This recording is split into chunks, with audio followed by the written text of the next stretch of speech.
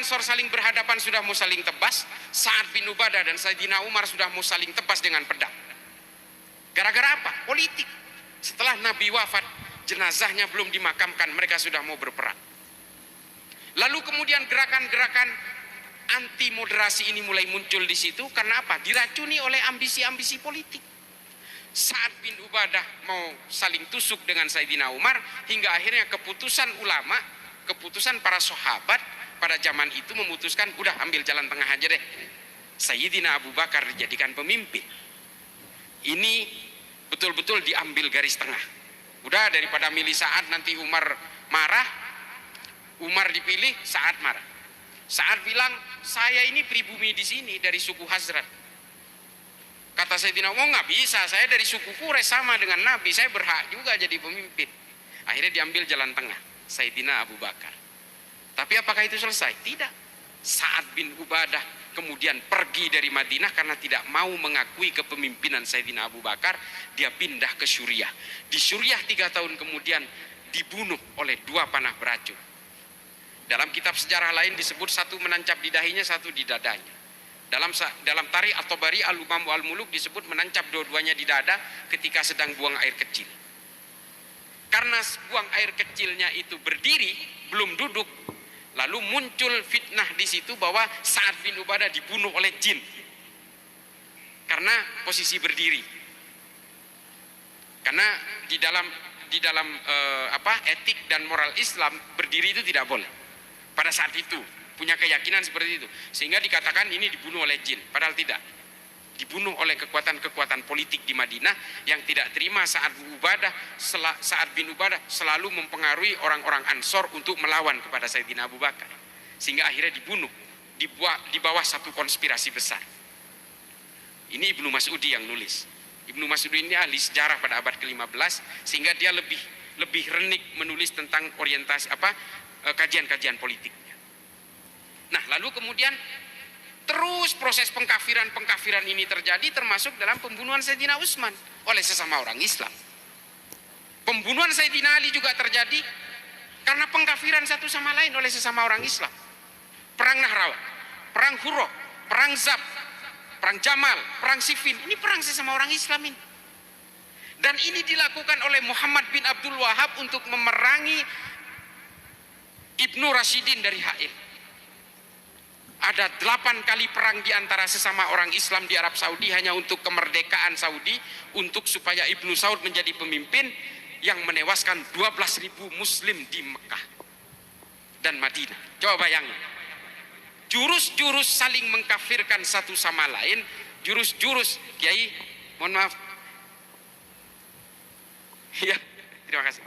Jurus-jurus saling mengkafirkan satu sama lain, menghakimi satu sama lain, ini adalah jurus-jurus politik supaya terjadi perpecahan di antara umat Islam. Dan ini dilakukan juga oleh Muhammad bin Abdul Wahab. Sehingga mereka berperang antara Ibnu Rashidin dengan keluarga Ibnu Saud sebanyak 8 kali perang terjadi, termasuk di Hail, termasuk di Najat, saling perang, membunuh 12.000 Muslim di Arab Saudi pada saat itu. Dan dimenangkan oleh kelompok Ibnu Saud karena dibantu oleh pasukan Inggris. Salah satu yang terlibat di situ adalah MI6, agen rahasia Inggris bernama Lawrence, yang hari ini kita kenal dengan Lawrence of Arabia. Ini agen Inggris.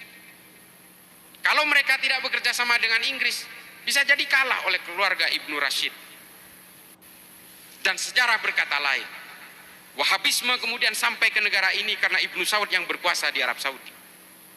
Ini yang harus kita pahami semua. Jadi kalau hari ini mereka mengatakan paling otentik tapi sembari mengkafir-kafirkan sesama Islam, ini omong kosong. Nabi nggak seperti ini. Kalau mau menjaga otentisitas ajaran Nabi, ya tidak boleh mengkafir-kafirkan orang, menghakimi orang, menerakakan orang. Ini kan gayanya mereka ini. Kita orang-orang NU disebut ahlul bid'ah, disebut sebagai penyembah kuburan. Ya kan? Ini yang dilakukan oleh mereka. Lalu mereka mengatakan, sayalah ajaran Nabi yang paling otentik, paling orisinal. Nabi juga begitu dulu.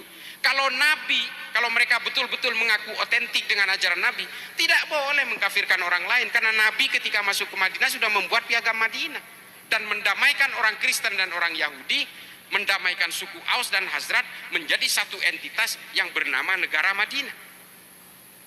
Ini jejak Nabi ini loh. Mereka ini sebenarnya bukan pemangku ajaran Nabi yang paling otentik. Mereka pemangku ajaran Muhammad bin Abdul Wahab paling otentik. Sebenarnya mereka ini adalah pemangku ajaran Muhammad bin Abdul Wahab. Makanya namanya Wahabi. Setelah Wahabi identik dengan konotasi negatif, mereka rubah menjadi Salafi. Mereka mendomplengi nama Salafi seolah-olah ajaran saya adalah salafus soleh, mengikuti ajaran nenek moyang. Nanti dirubah lagi nih, udah mulai dirubah nih, karena Salafi identik dengan gerakan-gerakan teror di seluruh dunia, dirubah lagi menjadi as-sunnah. Ini gaya-gaya mereka semua ini. Kelompok hijrah, ini sama ini, di polisi juga ada ini, polisi cinta sunnah. Setelah kepergok, setelah mereka ketahuan gerakannya, dirubah menjadi pembelajar cinta sunnah. Ini gerakan-gerakan bunglon ini kan memang metodologi mereka.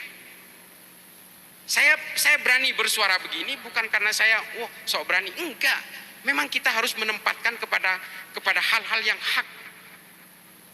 Ajaran-ajaran kita ini semua bersanad keilmuannya. Mereka itu bersanad kepada al-Yutubiyah, repot memang. Meskipun ini disiarkan di YouTube, saya memang terus terang begini. Kalau mereka menggunakan media digital, kita lawan dengan media digital. Saya selalu minta kepada Pak Ketum GMNU, kita glorifikasi lewat digital, karena digital kita hari ini mas, berapa mas kelompok Wahabi ini dominan ya? Ratusan ribu, jutaan subscribernya, dan kita kalah jauh. Karena apa? Anak muda hari ini jangan dibawa ke halakoh-halakoh dan daurah, mereka nggak tertarik, karena mereka habis main game nonton YouTube. Dan ini yang dimanfaatkan oleh mereka. Jadi begitu adik-adikku sekalian ya yang masih muda-muda, mari kita selamatkan negara ini. Kita betul-betul harus menyelamatkan ajaran-ajaran Islam yang berbasis wasatiyah ini. Kita jangan mau terpengaruh oleh gerakan-gerakan pengkafiran. Ini seperti artis hijrah. Saya sudah mengatakan ini di EPDN. Ketika dia sudah merasa hijrah, dosanya sudah merasa lebur, lalu dia sibuk menghitung dosa orang lain. Itu tuh artis hijrah. Udah merasa yang paling aja udah pokoknya. Padahal kalau kata Jalaluddin Rumi dalam Fihi Ma Fihi, memang paling repot itu kepada orang yang sudah merasa paling dekat dengan Tuhan sehingga orang lain itu dianggap paling jauh dengan Tuhan. Ini penyakit manusia kata Jalaluddin Rumi. Lalu kemudian Tabrizi juga mengatakan, jangan anggap dengan beragama itu kalian justru diborgol-borgol. Dengan beragama kalian ini harus bebas untuk meraih kebutuhan spiritual kepada Allah. Ini kata Tabrizi. Borgol-borgol dalam agama itu hanya diciptakan oleh manusia untuk ambisi-ambisinya. Dan hari ini coba lihat ajaran-ajaran Wahabi, begini haram, begitu haram. Kok kesannya agama jadi menakutkan. Jadi jangan heran kalau orang-orang penganut ateis di negara Islam itu terbesar justru di Saudi. Ada Rana Ahmad, Rahaf Al-Qunun, Dina Ali Sahnun. Ini perempuan-perempuan Saudi yang akhirnya pindah warga negara karena dia lebih nyaman tidak percaya kepada Tuhan. Coba bayangkan. Ini loh yang terjadi. Gallup Internasional melakukan survei bahwa 5 dari 300 orang Saudi mengaku tidak percaya kepada Tuhan. Karena apa? Di Saudi betul-betul agama ini dianggap sebagai hantu dan alat penakut bagi rakyatnya.